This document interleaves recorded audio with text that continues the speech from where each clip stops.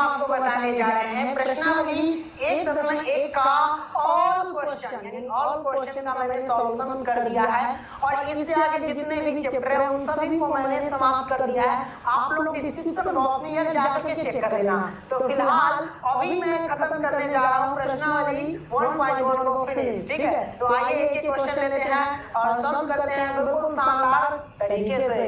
तो चलिए शुरू करते हैं। सबसे पहले हम क्वेश्चन को ही पढ़ लेते हैं। क्वेश्चन हमारे पास है पहला कि निम्नलिखित संख्याओं का एचसीएफ ज्ञात करने के लिए यूक्लिड विभाजन एल्गोरिथम का प्रयोग कीजिए, ठीक है। तो यूक्लिड एल्गोरिथम कह लो या यूक्लिड विभाजन प्रमेय कह लो, दोनों एक ही बात है। उसका प्रयोग करके हमें सभी का एचसीएफ ज्ञात कर लेना है। तो जैसा कि देख सकते हैं कि पहला में 3 क्वेश्चन दिए गए हैं और तीनों को हम बेहतरीन तरीके से समझेंगे और मैं यकीन के साथ कहता हूँ ये वीडियो देखने के बाद कहीं और भटकने की जरूरत नहीं पड़ेगी, ठीक है। आप हमारे पास आ चुके हैं।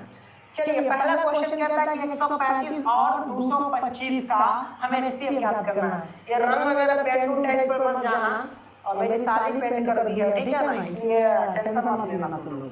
चलिए स्टार्ट करते हैं। तो जो सबसे बड़ा है याद रखना, इन दोनों में पहला में देखिए जो सबसे बड़ी संख्या है उसको ए मानेंगे। तो बड़ी संख्या इसमें कौन है? 225 है, इसको हम ए मानेंगे। तो हम यहाँ पे लिखेंगे ए बराबर 225 और जो छोटा है उसको बी मानेंगे। तो छोटी संख्या हमारे पास 135 है, उसको बी मानेंगे। तो ये हो जाएगा 135। आपको समझ में आएगा ए और बी ये सब क्या है, हम आपको समझाएंगे, चिंता क्या करते हैं। तो ये मैंने मान लिया। अब हमको निकाला यूक्लिड एल्गोरिथम से, ठीक है। तो इसी से निकालेंगे, यहाँ पे लिख लेना हल, ठीक है। पहला काम सॉल्व कर रहे हैं, ओके। तो यूक्लिड विभाजन प्रमेयिका से, क्या प्रमेयिका, दोनों एक ही बात है। एल्गोरिथम कह लो या प्रमेयिका कह लो। यूक्लिड विभाजन प्रमेयिका बराबर जो फार्मूला होता है वो होता है a बराबर bq और प्लस में r, ठीक है। ये होता है a क्या होता है समझिए, a भाज्य है। आप जानते हैं ना कि भाज्य बराबर क्या होता है? तो भाज्य बराबर होता है भाजक गुणे, तो b हो गया भाजक, क्यों हमारे पास क्या भागफल, अब प्लस में r क्या है शेषफल, क्या भाई शेषफल है।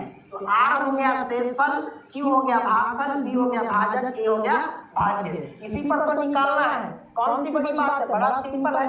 चलिए यानी a की वैल्यू हमारे पास 225 है, तो हम लिखेंगे 225। तो हम 225 लिखेंगे, हाँ। तो 225 बराबर भाजक यानी b के जगह पे, तो b की वैल्यू क्या है 135, तो हम लिखेंगे 135 गुणे में भागफल और शेषफल हमको प्राप्त करना है ना, कि क्या होगा।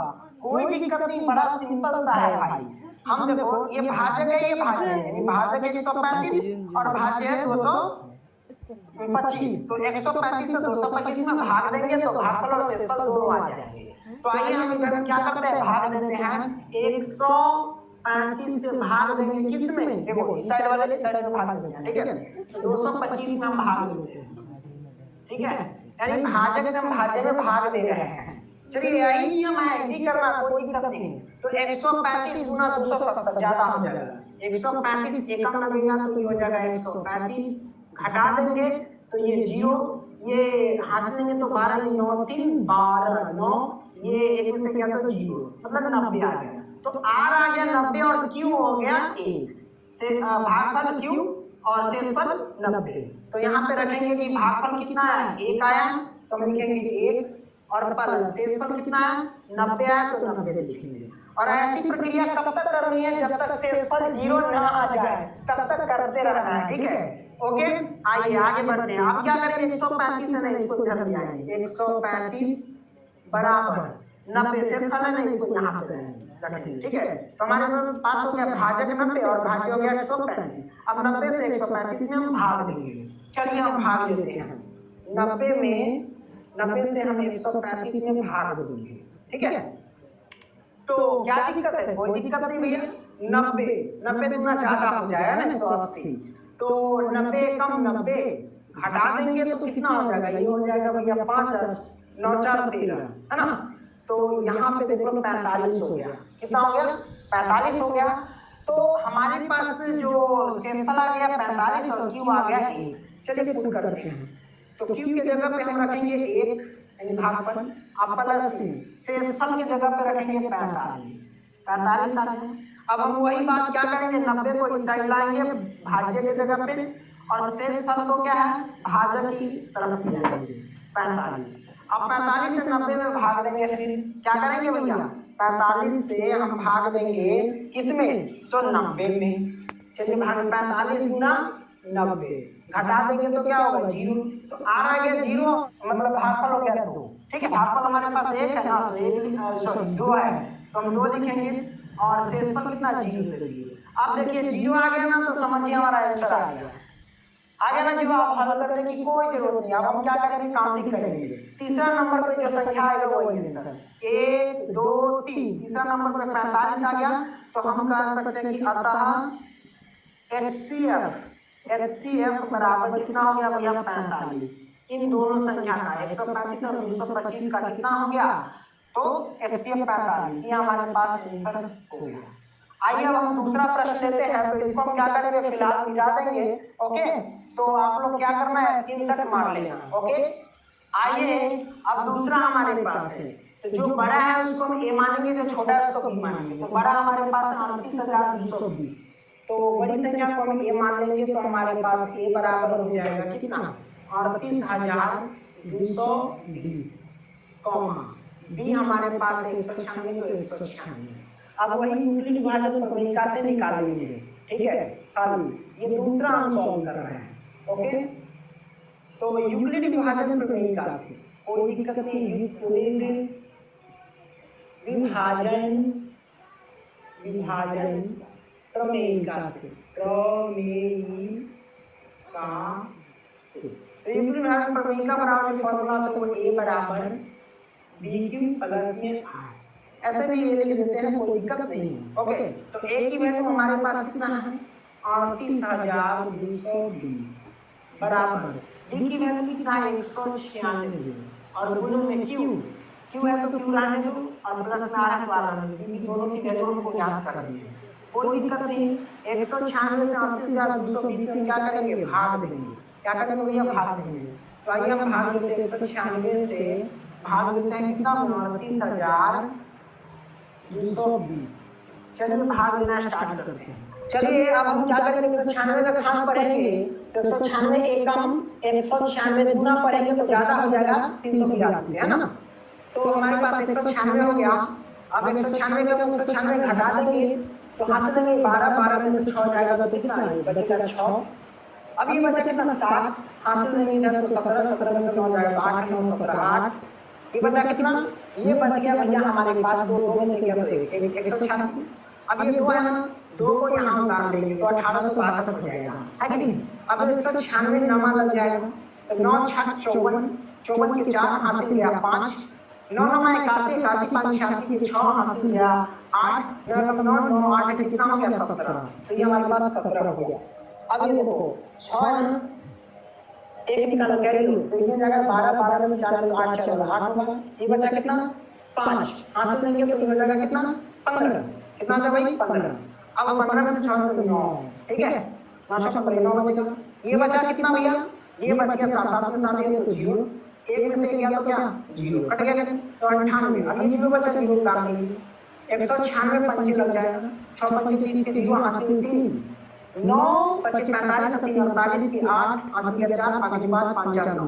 तो आप देख सकते हो घटाएंगे तो भैया यहाँ से इसको 0 आएगा तो r आ गया 0 और q आ गया 195। तो हम इसको क्या लिख सकते हैं, इसको लिख सकते हैं कि 38 2 2 0 बराबर 196 गुणे q की जगह पे आ गया भैया 195 और प्लस r के जगह पे 0।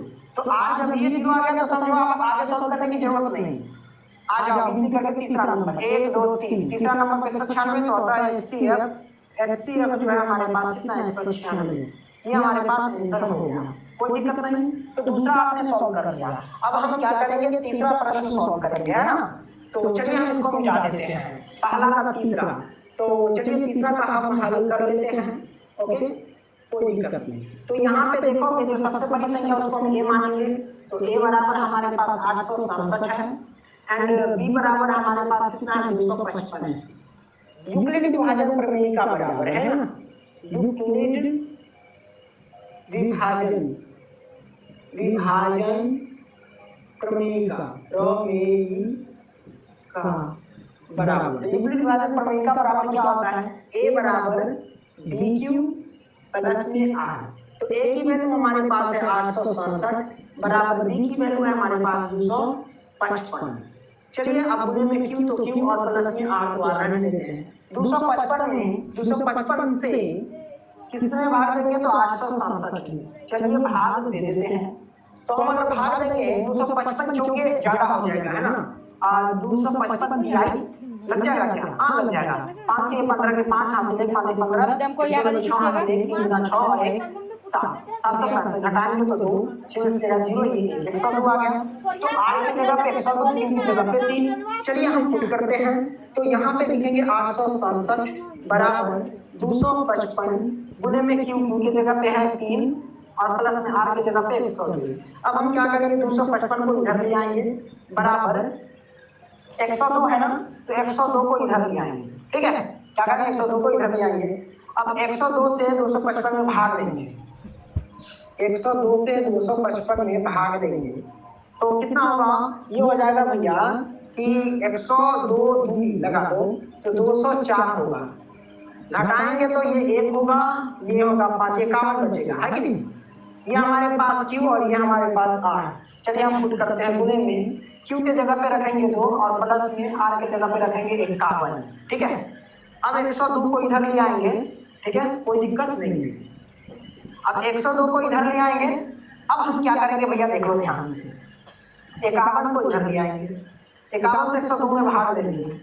51 से क्या करेंगे भैया 102 में भाग देंगे, तो 51 दूना 102 घटाएंगे 0 है ना, तो r की जगह पे 0 q की जगह पे 2, तो q की जगह पे 2 और प्लस r की जगह पे 0 आ गया। तो समझो आंसर आ गया 1 2 3, तीसरा नंबर पे जो आएगा वो हमारे पास आंसर। तो अतः HCF बराबर हो गया भैया 51। क्या हो गया 51, ये हमारे पास आंसर आ गया। कोई दिक्कत नहीं है भैया, नो प्रॉब्लम।